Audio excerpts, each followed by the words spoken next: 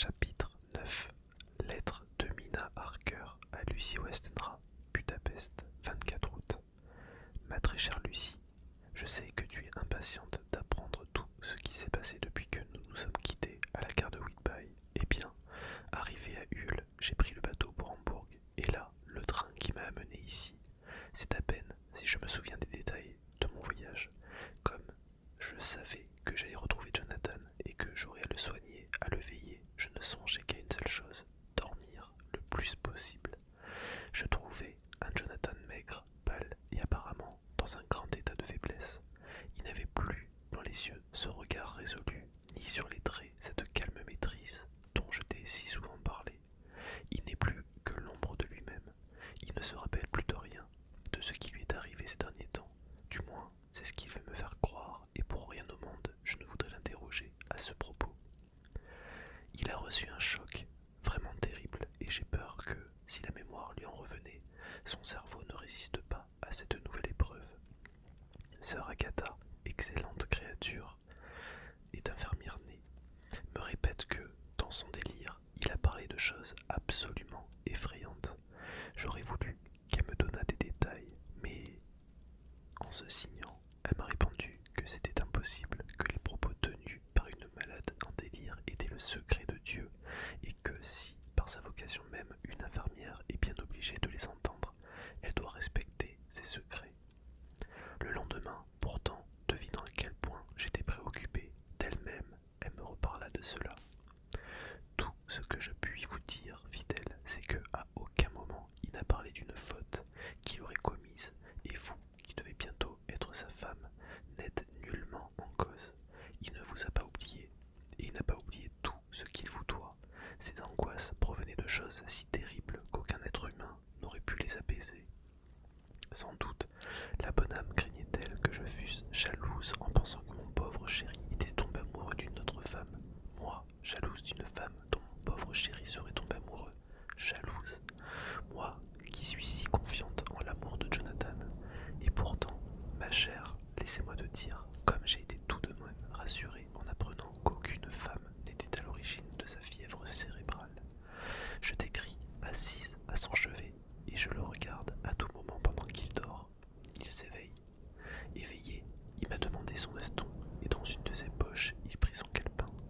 Je fus sur le point de le supplier de me laisser lire ses notes, car je savais que j'y aurais trouvé quelques indications au sujet de sa maladie.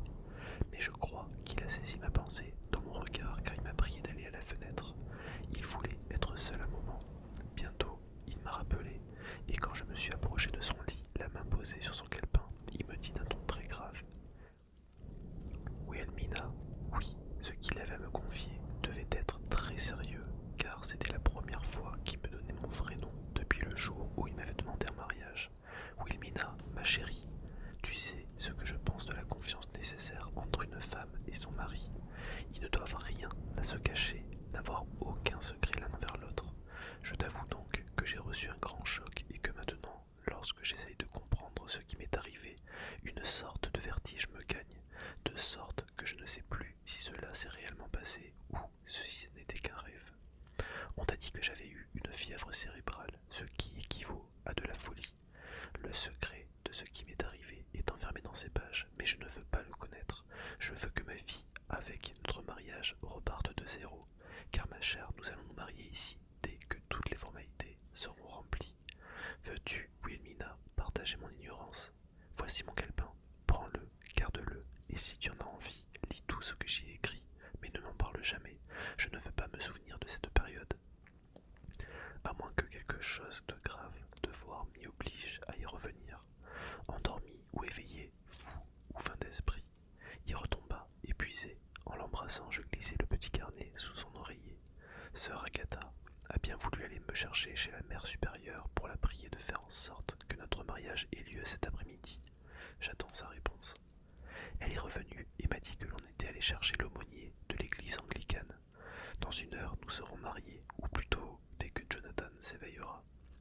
Lucie, les heures ont passé depuis que j'ai posé ma plume. L'instant m'a paru grave et maintenant je me sens tellement heureuse. Quand Jonathan s'est éveillé, il était prêt et appuyé sur les oreillers, il s'est assis dans son lit. C'est d'un ton résolu et ferme qu'il a prononcé le oui. Pour moi, J'avais le cœur si gros qu'il me semblait que le moindre mot m'étoufferait. Les religieuses sont si dévouées. Dieu veuille que je ne les oublie jamais et que je n'oublie jamais non plus les lourdes mais si douces responsabilités que j'ai prises. Il faut maintenant que je te parle de mon cadeau de noces, quand l'aumônier et les sœurs m'eurent laissé seul avec mon mari. Oh, Lucie, c'est la première fois que j'écris ces mots, mon mari. Je pris le calepin sous son oreiller, l'enveloppai d'une feuille de papier blanc, liai le tout d'un petit ruban bleu pâle, et je scellai le nœud que je cachetais à l'aide de cire en me servant comme cachet de mon alliance. Puis j'y déposai un baiser et dis à mon mari que je le garderai toujours, ainsi que ce petit paquet, qu'il serait pour nous, notre vie durant, le signe extérieur de notre confiance réciproque, que je ne l'ouvrirai jamais à moins que ce ne fût dans son intérêt à lui, ou pour obéir à une impérieuse nécessité. Il me prit la main. Oh, Lucie, c'est la première fois qu'il prenait la main de sa femme. Il me répondit que semblable promesse était la chose qui lui tenait le plus à cœur et que, pour en être digne, il consentirait, s'il le fallait, à revivre tout le passé. Le pauvre garçon voulait assurément dire une partie du passé, mais il était encore incapable d'évaluer le temps écoulé. Et je ne m'étonnerais pas si, pendant quelque temps, il confondait non seulement les mois, mais également les années.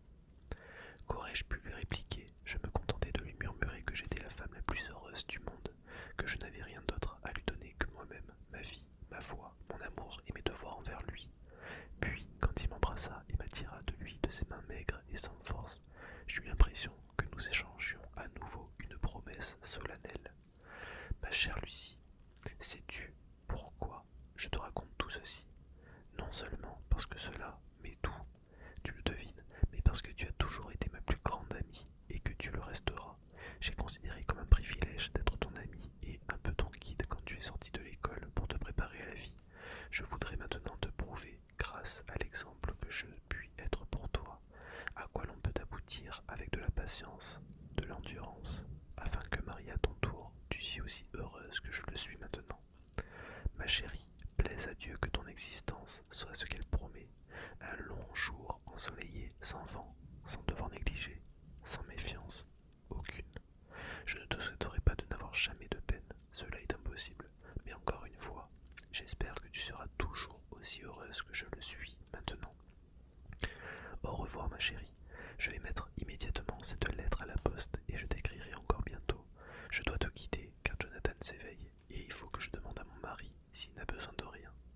Ton ami de toujours, Mina Harker.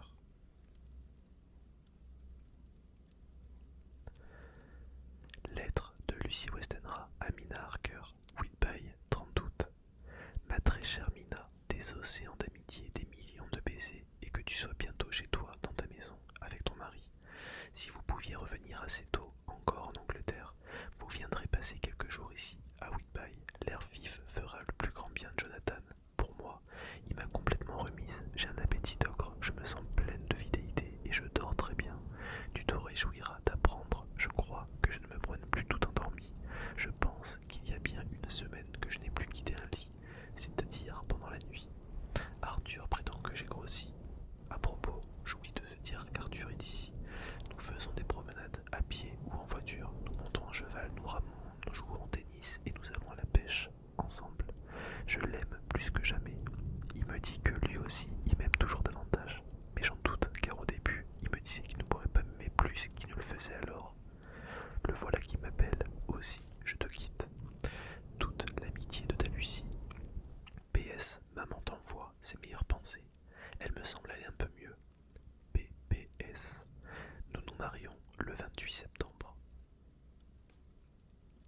Journal du docteur Seward, 22 août. Le cas de Renfield devient de plus en plus intéressant. Il a maintenant de longues périodes de calme, mais pendant quelques jours après sa dernière crise, il n'a pas cessé d'être violent. Puis, un soir, comme la lune se levait, il s'apaisa et murmura plusieurs fois à lui-même. Maintenant, je peux attendre. Je peux attendre. Le surveillant est venu me prévenir et je suis descendu immédiatement me rendre compte de ce qui se passait réellement. Renfield, toujours enfermé dans le cabanon et portant la camisole de force, n'avait plus son air de fureur et ses yeux avaient retrouvé un peu de leur douceur suppliante, j'allais presque dire obséquieuse. J'ordonnai qu'on le libérât. Le père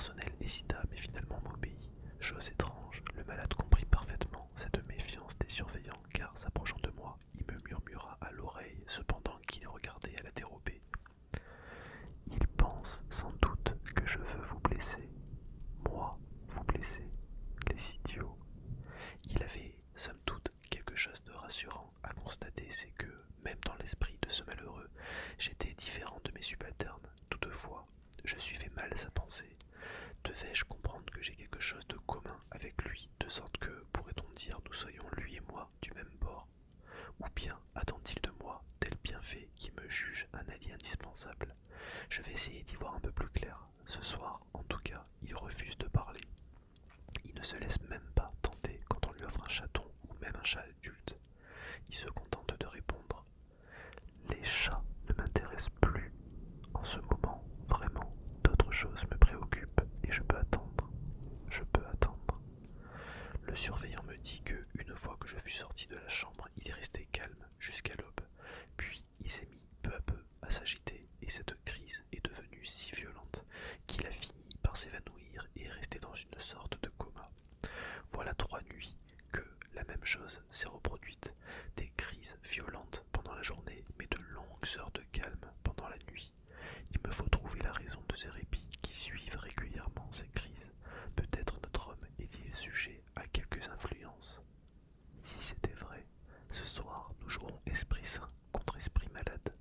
L'autre jour, Renfield s'est échappé malgré notre surveillance. Ce soir, nous l'aiderons à s'échapper. Nous lui donnerons sa chance et les gardiens seront prêts à le suivre, éventuellement. 23 août. C'est toujours l'inattendu qui arrive. Comme Disraeli avait raison, quand notre oiseau trouva sa cage ouverte, il ne voulut pas s'envoler, de sorte que tous les arrangements que nous avions pris ne servirent à rien. Cependant, une chose est prouvée, les périodes de calme durent quelque temps. Désormais, nous le laisserons libre quelques heures chaque jour. J'ai dit au surveillant de nuit de ne le mettre au cabanon quand il est paisible qu'une heure seulement avant le lever du soleil. Il jouira physiquement de cette liberté relative, même si son esprit est incapable de l'apprécier. Mais on m'appelle de nouveau, ce à quoi je ne m'attendais pas. Le malade s'est échappé, une fois de plus. Même jour, un peu plus tard. Une autre aventure ce soir. Renfield a attendu que le surveillant soit entré dans la chambre, puis il a profité d'un moment où l'autre était occupé pour se précipiter dans le corridor.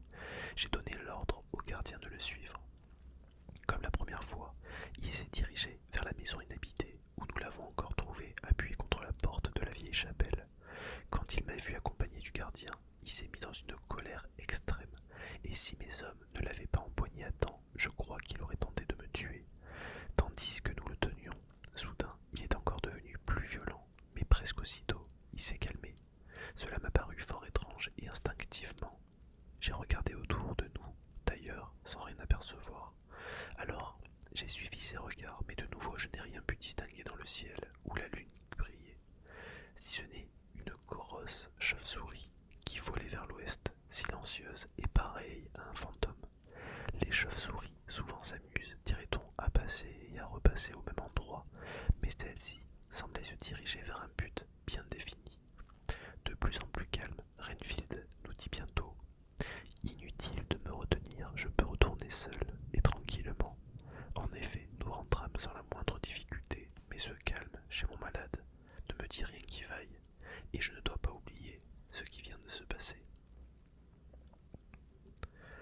Journal de Lucy Westenra, Illingham, 24 août. Comme Mina, je vais tenir un journal, puis, lorsque nous serons à nouveau ensemble, nous parlerons longuement de tout ce que j'aurai noté ici.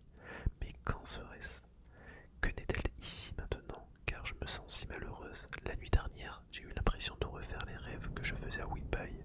Peut-être est-ce à cause du changement d'air, ou parce que je suis revenu à la maison. Le plus terrible, c'est que je ne me rappelle de rien. Mais j'ai continuellement peur, sans pourtant savoir de quoi, et je me sens si faible, comme épuisé.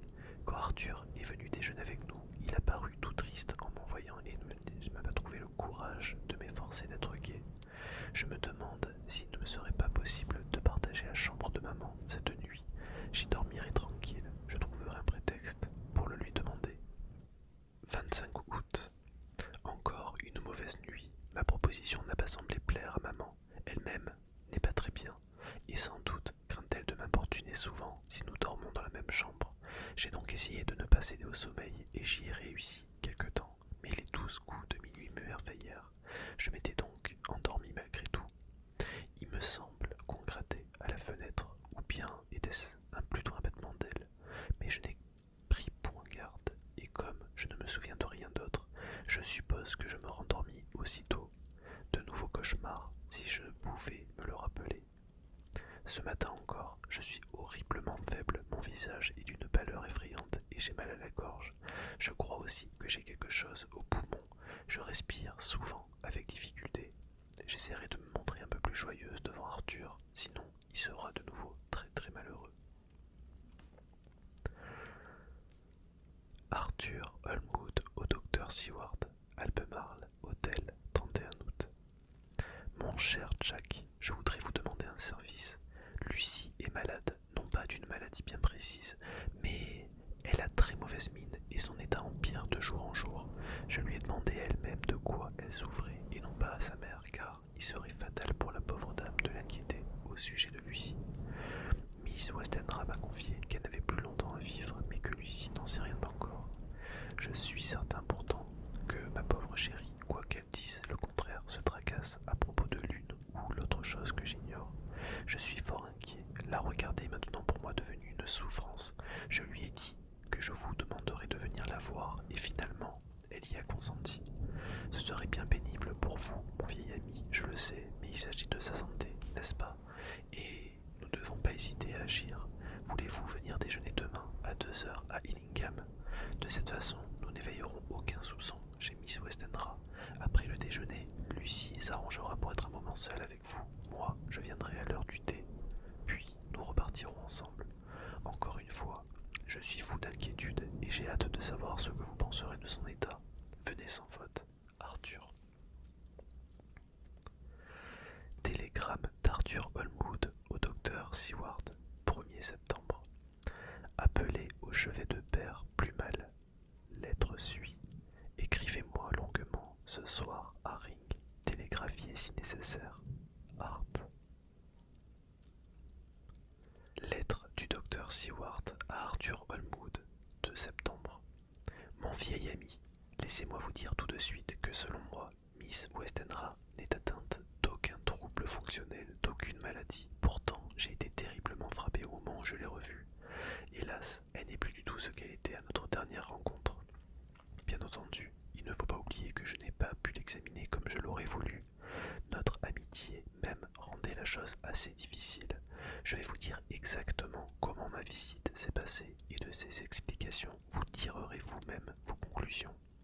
Alors seulement je vous mettrai au courant de ce que j'ai déjà fait et de ce que maintenant je propose de faire. Quand je suis arrivé à Illingham, Miss Westenra m'a paru d'une humeur enjouée. Sa mère se trouvait près d'elle et il ne m'a pas fallu longtemps pour comprendre qu'elle faisait l'impossible pour dissimuler son véritable état afin de ne pas l'inquiéter, car je ne doute pas qu'elle devine, si même personne ne lui en avait parlé, combien la prudence est nécessaire à l'égard de Miss Westenra.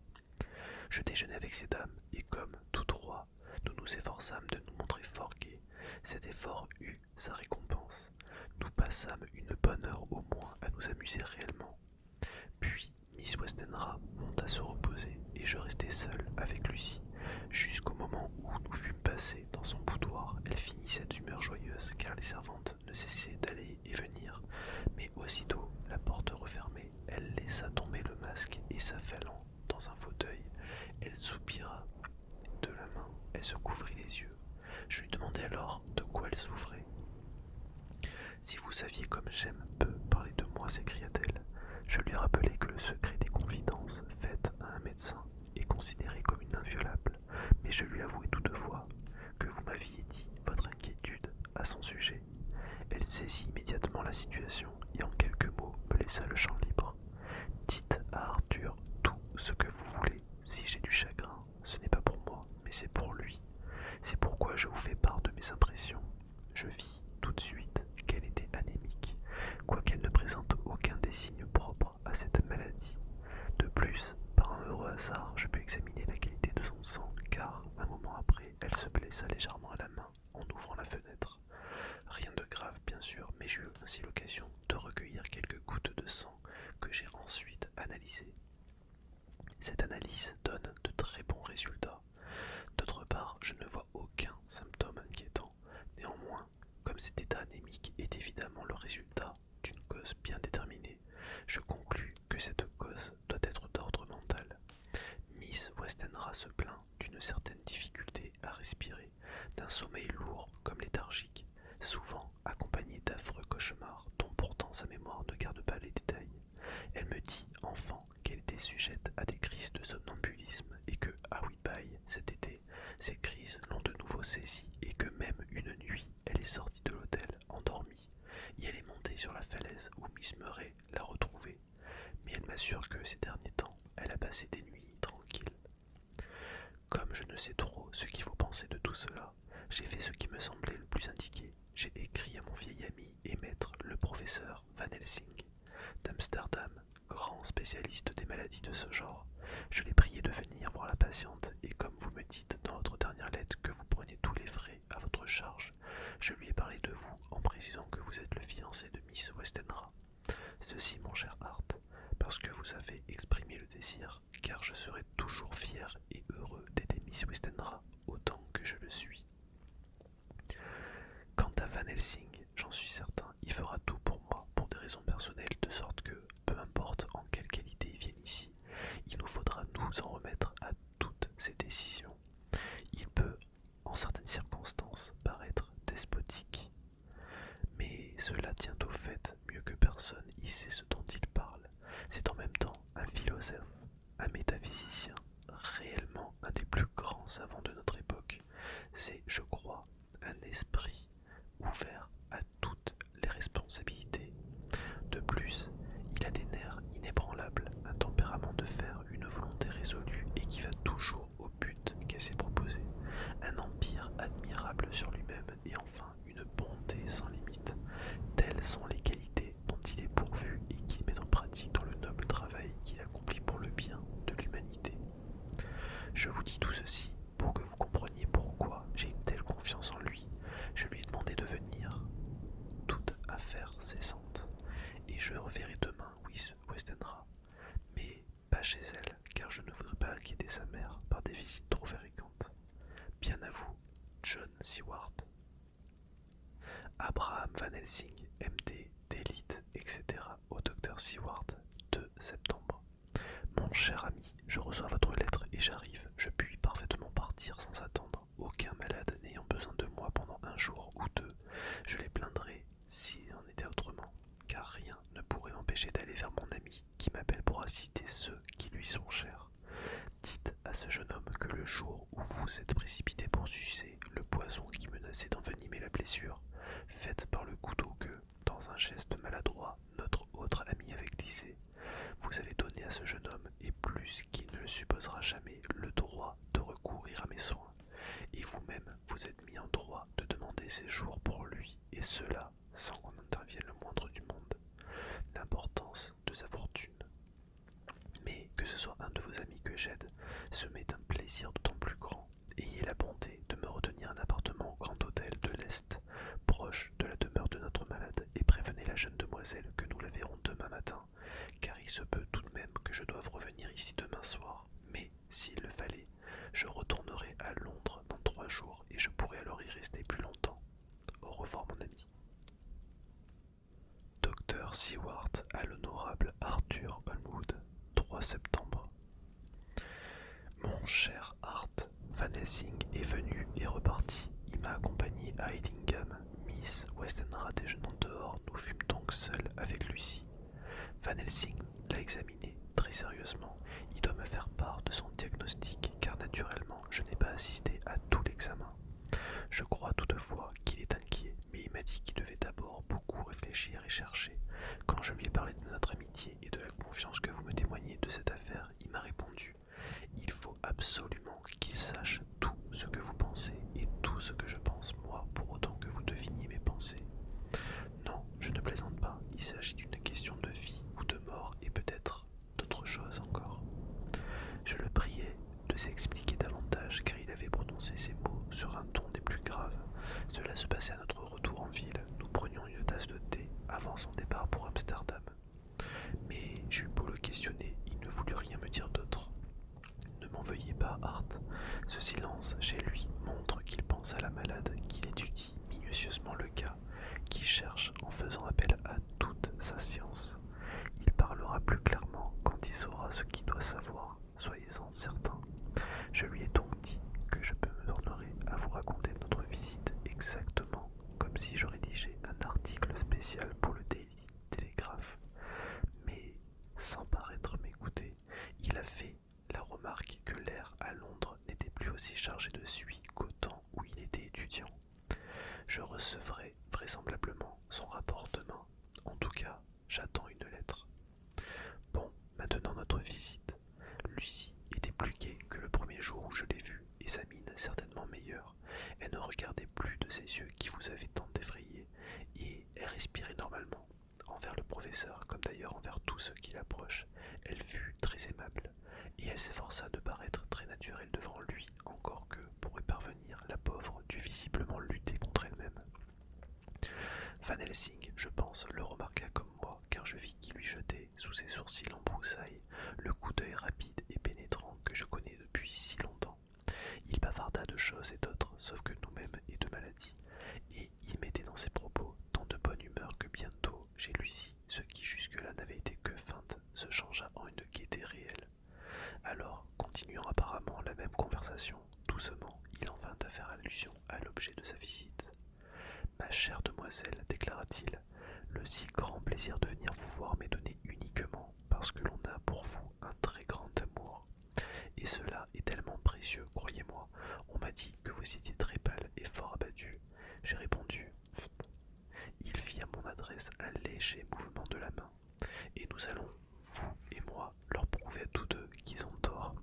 Comment peut-il, et il me désigna du même regard et du geste dont il m'avait désigné dans sa classe un jour, lors d'un incident qui ne manquait jamais de me rappeler, comment pourrait-il connaître quelque chose aux jeunes demoiselles?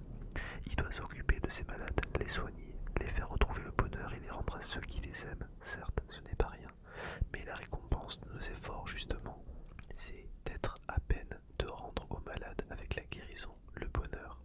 Quant aux jeunes demoiselles, il n'a ni femme ni fille, et les jeunes filles ne se confient pas aux jeunes gens, mais aux vieux messieurs comme moi, qui ont, au cours de leur vie, vu tant de souffrances autour d'eux, si même ils n'en ont pas connu eux-mêmes et qui en ont pénétré les causes. Aussi, ma chère amie, nous allons l'envoyer fumer une cigarette au jardin, pendant que nous bavarderons ensemble quelques instants. J'obéis aussitôt et j'allais me promener autour de la maison. Van Helsing ne fut pas long à m'appeler par la fenêtre. Lorsqu'il me rejoint, il m'expliqua. Je l'ai très bien examiné, mais je ne trouve aucune déficience fonctionnelle. Comme vous, je pense qu'elle a dû perdre beaucoup de sang, qu'elle a perdu, vous m'entendez, car il est certain qu'elle n'en perd plus pour le moment.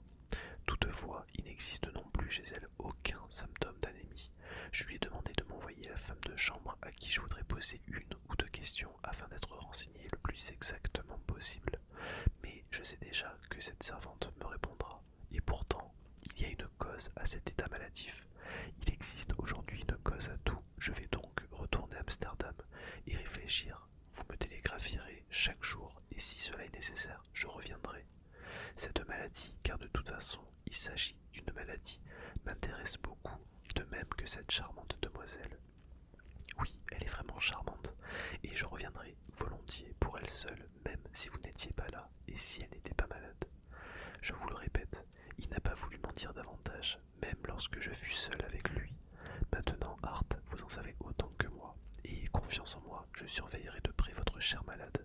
J'espère que votre père va mieux, je me mets à votre place, cela doit être terrible de savoir en danger les deux êtres qui vous sont le plus chers au monde. Je comprends parfaitement le sentiment du devoir qui vous fait rester auprès de votre père, mais si l'état de Lucie s'aggravait, je vous écrirai de revenir tout de suite. Donc, si vous ne recevez pas de mes nouvelles, ne soyez tout de même pas trop inquiet. Journal du docteur Seward, 4 septembre. Notre malade zoophage est de plus en plus intéressant à observer. Il n'a plus eu qu'une seule crise. Hier, à midi, un peu avant que sonnent les 12 coups, il devint agité. Reconnaissant le mal aux symptômes habituels, le surveillant fit aussitôt demander de l'aide. Heureusement, on arriva immédiatement. Alors que midi sonnait, le malade entra dans une telle fureur que les hommes n'eurent pas trop de toute leur force pour le maintenir. Au bout de 5 minutes, toutefois, il commença à se calmer et finalement tomba dans un état de mélancolie qui dure encore. Le surveillant me dit qu'au paroxysme de la crise, il poussait des cris effrayants. J'eus fort à faire quand j'allais le voir et de plus, j'eus à m'occuper d'autres malades que ces cris avaient plongé à leur tour dans un véritable état d'épouvante. Ce qui m'étonne nullement, car ces cris m'ont paru insupportables à moi-même qui me trouvais pourtant loin du cabanon. C'est maintenant l'heure du dîner journée pour les pensionnaires, mais Renfield reste boudé dans un coin, tout en ruminant quelques idées, dirait-on. Je n'y comprends rien. Un peu plus tard. Autre changement chez mon malade. À 5 heures, je suis retourné le voir. Il m'a semblé très content de son sort. Il attrapait des mouches et il les mangeait. Et il notait chacune de ses captures en faisant à l'aide de ses ongles une marque sur la chambranle de la porte. Quand il me vit, il vint vers moi en s'excusant de sa mauvaise conduite et il me demanda, me supplia presque, de le faire ramener dans sa chambre où il pourrait de nouveau écrire dans son calepin. Je crus bien faire de lui passer son caprice. Pour le moment, il est donc dans sa chambre, dont il a ouvert la fenêtre. Il a éparpillé le sucre de son thé sur le rebord extérieur et il prend des mouches en grande quantité. Mais cette fois, il ne mange pas.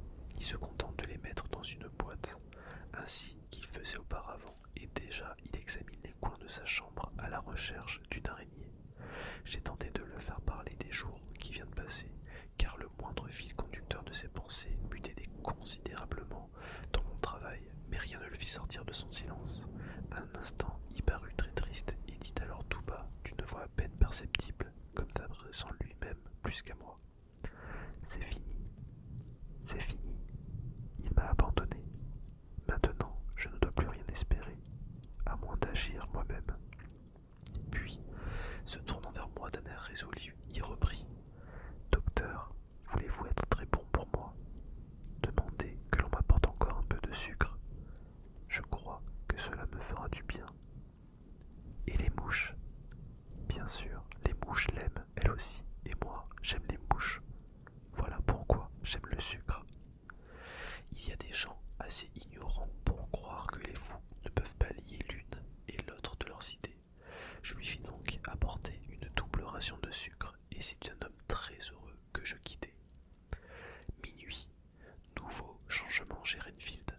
Je revenais de chez Miss Westenra, que j'avais trouvé beaucoup mieux, et je m'étais arrêté sur le seuil de l'établissement, désireux de contempler encore un peu le soleil couchant quand je l'entendis qui hurlait à nouveau, et d'autant plus distinctement que sa chambre se trouvait en façade.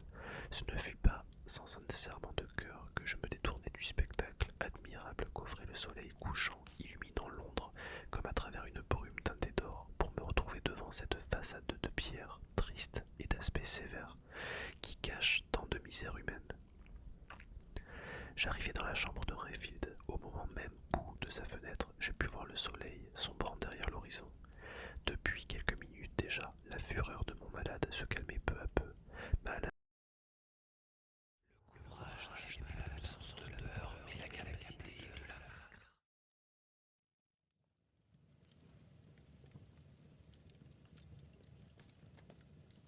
Ouvrez la raison, même si ce n'est que passagèrement. Car, en l'espace de quelques minutes, celui-ci se releva très tranquillement et regarda autour de lui.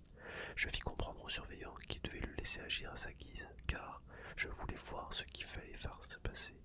Il se dirigea immédiatement vers la fenêtre et fit disparaître le peu de sucre qui restait sur la pierre. Puis il prit la boîte où il enfermait ses mouches, laissa les mouches s'envoler et jeta la boîte. Enfin, ferma la fenêtre et revint s'asseoir sur son lit. Vous ne voulez donc plus de mouches? Lui demandai-je. Non, répondit-il, ces bestioles ne font rien du tout, j'en ai assez.